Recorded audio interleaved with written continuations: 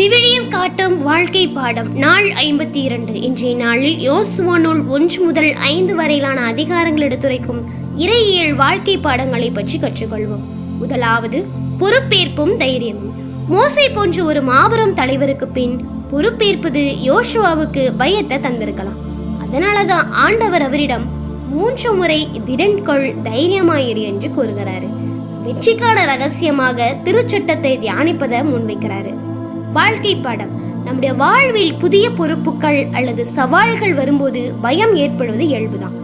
ஆனால் ஆண்டவரின் திறவுகோல் நம் திறமையில இல்லை, இறைவார்த்தையின்படி நடப்பதிலும் அவர் நம்மோடு இருக்கிறார் என்ற நம்பிக்கையில தான் இருக்கிறது என்பதை முதல் அதிகாரம் நமக்கு கற்றுத்தருகிறது.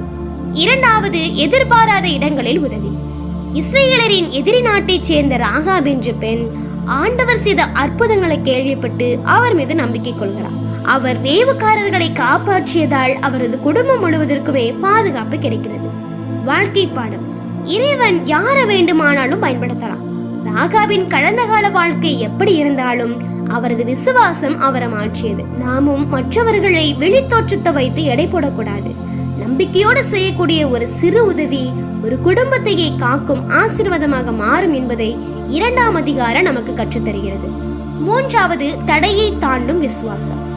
யோர்தான் ஆறு கரை உருண்டு ஓடிக்கொண்டிருந்த போது குருக்கள் விசுவாசத்தோடு காலை எடுத்து வைத்த பிறகுதான் தண்ணீர் நின்றது. இது செங்கடலை கடந்த அற்புதங்களை போன்றதுதான். ஆனால் இங்கே செயல் முதலில் தேவைப்பட்டது. வாழ்க்கை பாடம். சில நேரங்களில் நம் முன்னே இருக்கும் பிரச்சனைகள் யோர்தான் ஆறு போல பெரிதாக தெரியலாம். அற்புதம் நடக்கும் வரை காத்திருக்காமல் இறைவார்த்தையை நம்பி நாம் முதலில் அடியெடுத்து வைக்கும் போது தடைகள் விலகி வழி பிறக்கும்.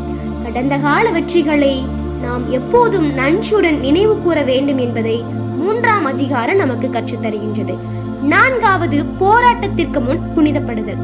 எரிகோ கோட்டையை தாக்கச் செல்வதற்கு முன் மக்கள் விருத்த சேதனம் செய்து தங்களை தூய்மைப்படுத்திக் கொள்கிறாங்க.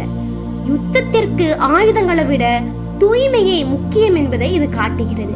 மேலும் மன்னா நின்றது அவர்கள் உழைத்து உண்ண வேண்டிய புதிய காலத்தை தொடங்கியது. வாழ்க்கை பாடம். நம்முடைய இலக்குகளை அடைய போராடும் போது நம்முடைய திறமைகளை விட நம்முடைய உள்ளத்தின் தூய்மை முக்கியம். போராட்டங்களுக்கு முன் இறைவனோடு நம் உறவை சீர்படுத்த வேண்டும். மேலும் இறைவன் தரக்கூடிய அற்புத உதவிகள் எப்போதுமே இருக்காது. சில நேரங்கள்ல நம்ம உழைத்து பலன் பெற வேண்டிய காலத்தையும் அவர் தருவார் என்பதை 4ஆம் அதிகாரம் கற்றுத்தருகின்றது. 5வது, உண்மையான தளபதி யார்? யோசுவா ஒரு போர் வீரனை சந்தித்து, நீ எங்கள் பக்கமா எதிரிகள் பக்கமா என்று கேட்கிறாரு. அவர், நான் ஆண்டவருடைய சேனையின் அதிபதி என்கிறாரு. அதாவது இது யோசுவாவின் போர் அல்ல, இது ஆண்டவருடைய போர். வாழ்க்கை பாடம். நம்முடைய போராட்டங்களில் கடவுள் என் பக்கம் இருக்கிறாரா என்று கேட்பதை விட நான் கடவுள் பக்கம் இருக்கிறேனா என்று கேட்பதே சரியானது.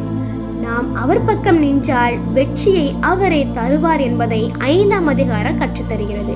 இன்றைய நாளில் நாம் கற்றுக்கொண்ட இறையியல் சிந்தனைகளை சிந்தித்து பார்ப்போம். நன்றி.